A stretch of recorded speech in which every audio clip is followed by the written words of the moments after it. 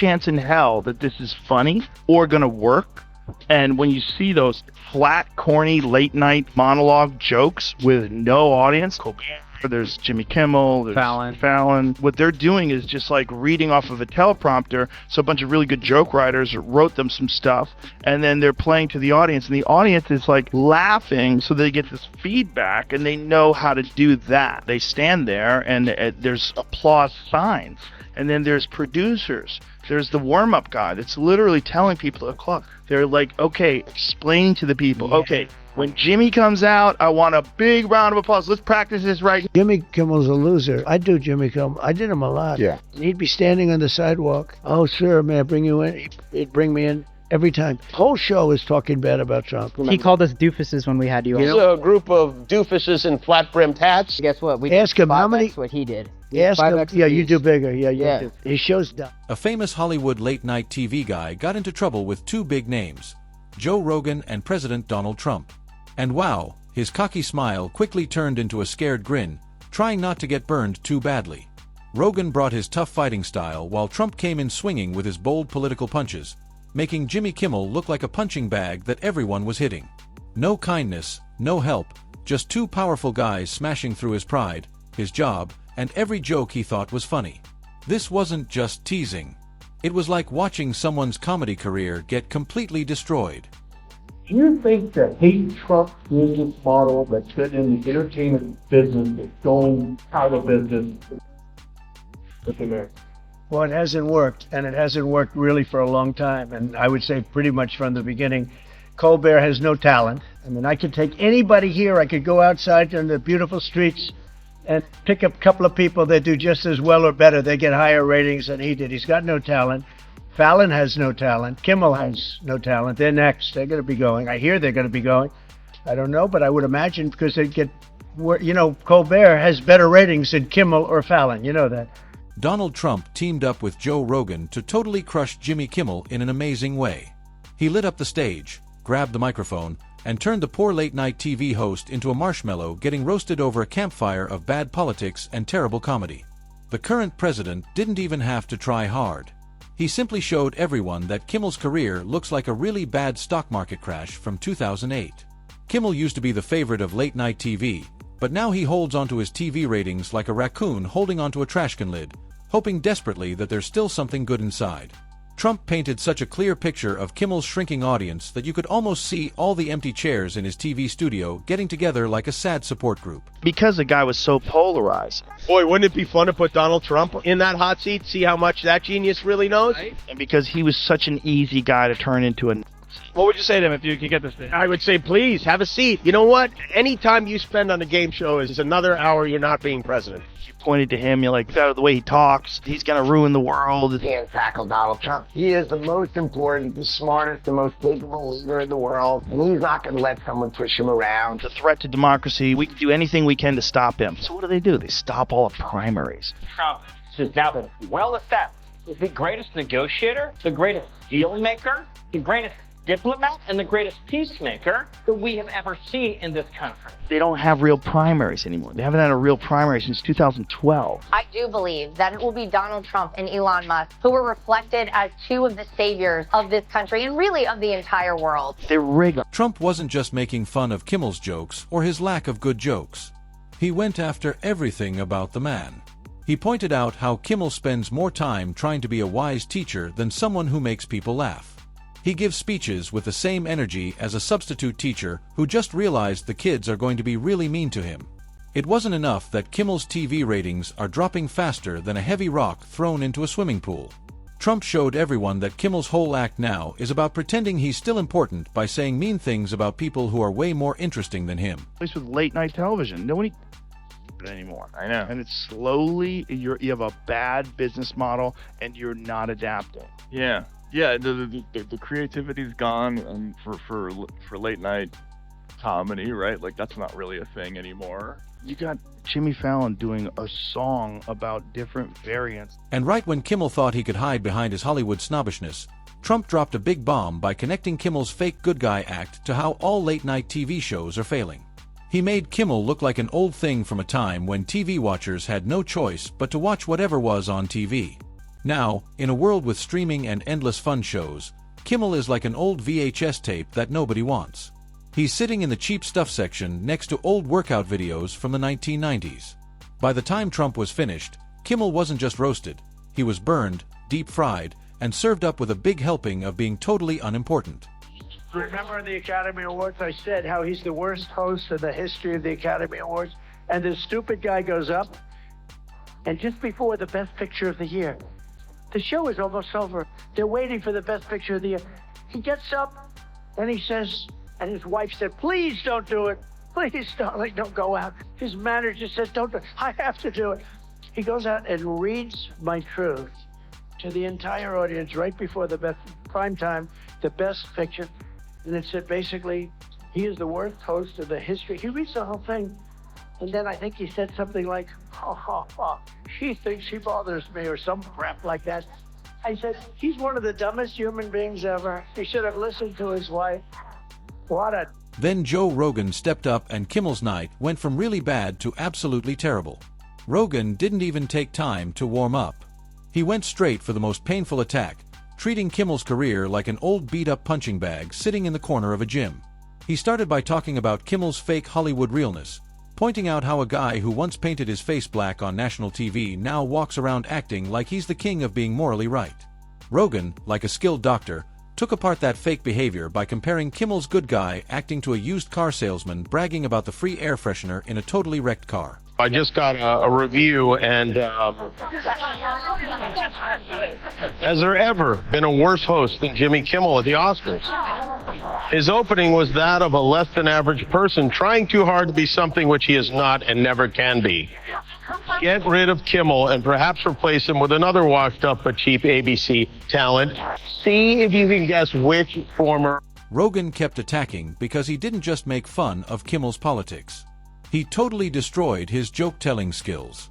He said Kimmel's TV speeches feel like they were written by a bunch of teenagers using old internet memes, told with the same boring energy as someone trying to explain crypto to their grandma. Rogan painted a picture of Kimmel standing there every night, desperately trying to get laughs, while his audience gives polite pity laughs like when a toddler tells a bad knock-knock joke. It wasn't cruel. Rogan said Kimmel is like a podcast you skip because it's 2 hours of complaining with no point. He destroyed Kimmel's idea that lecturing from a Los Angeles TV studio makes him a wise leader, showing that his greatest achievement is still the mean tweet segment. And even that's been overused to death. Yeah, it's a good joke. Funny thing to say. He's had a real problem with Elon from the beginning of this thing, but it's like he's in this leftist thought bubble. Mm-hmm. He is in the most leftist thought bubble available, which is Hollywood. And, and I think also, he famously, there's some videos of him in blackface, and those came out, and he had apologized for them, and I think he took that hit and, really doubled. Rogan also called out Kimmel's fake personal stuff. He reminded everyone that Kimmel, despite his big talk about truth and justice, built his career by being friends with the same rich people he now pretends to hate. Rogan made fun of Kimmel claiming to be anti-establishment when his paycheck depends on keeping Hollywood happy. It's like bragging about being vegetarian while secretly running a barbecue restaurant. Rogan wasn't just mocking him. He was showing the hollow, boring product underneath the shiny PR. Rogan's roast wasn't just about Jimmy Kimmel the person. It was about what Kimmel represents, dying late-night hosts who think their stage is a church pulpit, who think snarky speeches change the world. Kimmel had been mentally destroyed and professionally crushed. Trump burned down the house. Rogan salted the earth. The combo was devastating.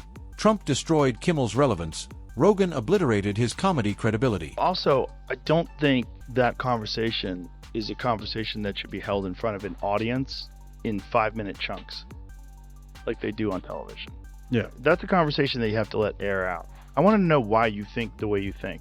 Him, sit down with Jimmy. Why do you think the way you think?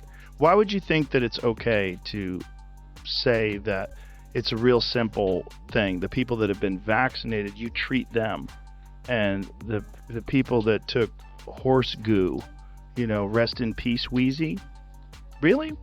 Is that really how you feel? Like people that are sick from a disease that was funded by our own tax dollars? That's how you feel like? Those people should just die because they don't trust the government or they don't trust the pharmaceutical industrial complex that's been responsible for lying so many times. It was a perfect roasting masterclass.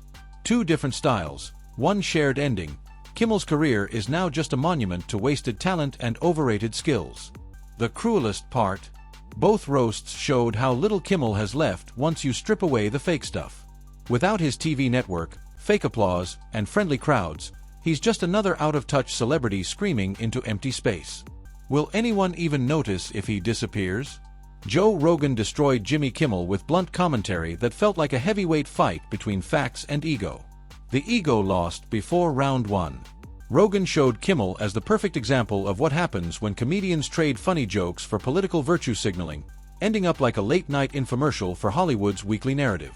His setup was brutal. A man who once thrived on edgy humor, now reduced to being the hall monitor of acceptable opinions, scolding anyone stepping outside the ideology sandbox. Like watching a lion trade his roar for a kazoo, then wondering why nobody takes him seriously. President Trump trading barbs with late-night host Jimmy Kimmel after Stephen Colbert's cancellation. Trump posting to Truth Social the following: the word is, and it's a strong word at that, Jimmy Kimmel is next to go in the untalented late-night sweepstakes. These are people with absolutely no talent who were paid millions of dollars for, in all cases, destroying what used to be great television. It's really good to see them go. Rogan attacked Kimmel's weird transformation from entertainer to preachy teacher, showing how he turned fun late-night TV into something as exciting as waiting at the DMV.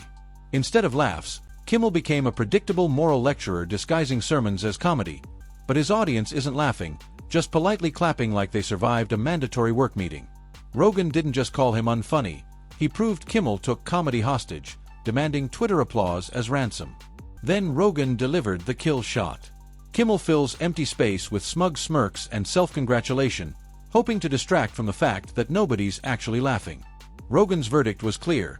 Kimmel isn't a comedian anymore. He's a brand ambassador for the status quo, selling watered-down satire to people who think retweets equal humor. The very thing that they use to control the media in terms of the news, they use it to control the media in terms of late-night talk shows and monologues as well. It's the same influence, because they're the same sponsors. The same people are spending the same money on the same networks. And it has an impact. If it affects your livelihood and affects your future and your ability to do this thing that you love doing, which is hosting a talk show, and you're doing it on a network that is paid for by that money, guess what? That affects...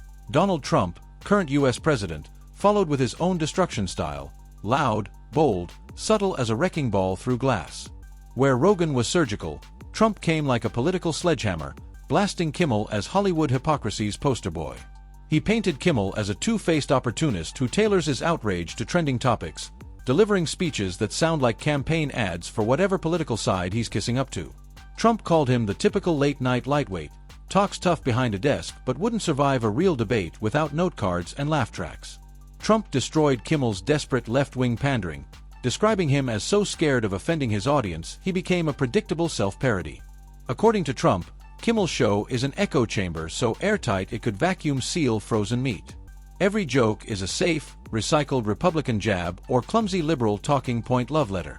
While Kimmel pretends to be an edgy truth-teller, Trump exposed him as Hollywood's lapdog, wagging his tail for scraps. When you see those flat, corny, late-night monologue jokes, why are you doing this? There's not a chance in hell that this is funny. You know, it's supposed to be comedy. It's hatred. I go on a show. Goes, is that your real hair? I said, yeah. He said, do you mind if I mess it up? I said, I'd prefer no. So he grabs it and he starts really going crazy, right? And 6 months later, he went out because he was under pressure to apologize because he humanized Donald Trump. You remember? I'd like to apologize. I messed up Donald Trump's hair and it humanized him and he became president. He's one of the dumbest human beings ever. They stand there and there's applause signs. And then there's producers. There's the warm-up guy that's literally telling people to applaud. They're like, okay, explain to the people. Wow. They'll train the audience how to do it depending upon the set. And like, we'll be right back. Yay! And everybody claps. Is everybody really clapping that you're going to be right back? The president then targeted Kimmel's famous habit of taking teary moral lecture detours, especially on topics he clearly hasn't thought past the headline. Trump mocked him for thinking crying on camera makes you a credible political commentator, like a bad soap opera actor who thinks overacting equals authenticity. While Kimmel thinks these moments are moving and brave, Trump saw calculated emotional grandstanding, attempts to turn sentimentality into ratings gold. Problem is, audiences are catching on and ratings are tanking. Rogan rejoined the roasting by dismantling Kimmel's political commentary impact. He compared Kimmel's influence on national discourse to a motivational poster in a dentist's office, mildly noticeable but instantly forgettable once you leave.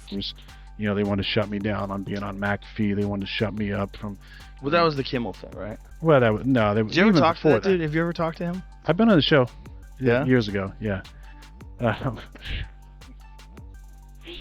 Would you ever have a conversation with him in person? Of course. Of course. Yeah. I mean, they wanted me to be on the show in the summertime after I got traded. Really? There had, obviously been some things that he had said about me that made me go, I don't know if I want to do that. I'd rather, maybe have a side conversation. Rogan pointed out that real comedy challenges power, but Kimmel only challenges powers his bosses already dislike. It's comedy's version of fighting air, lots of movement, zero resistance, no actual danger. Rogan also attacked Kimmel's hollow activism style, which starts and ends with snarky speeches and scripted outrage. No solutions, no deep thinking, just rehearsed fake anger spoon-fed to audiences trained to clap when punchlines hit the same predictable political targets. Rogan called it bravery's opposite, comedy seeking the safest laughs while pretending to be rebellious. Trump called it reinvention so fake it could be bottled as Hollywood perfume, all packaging, zero substance. The combined Rogan-Trump assault was brutally efficient. Rogan dismantled Kimmel's comedic credibility piece by piece, showing he's become more political spokesperson than entertainer. Between Rogan's surgical strikes and Trump's heavy artillery, Kimmel's late-night empire looked less like a towering relevance fortress and more like a sandcastle facing high tide.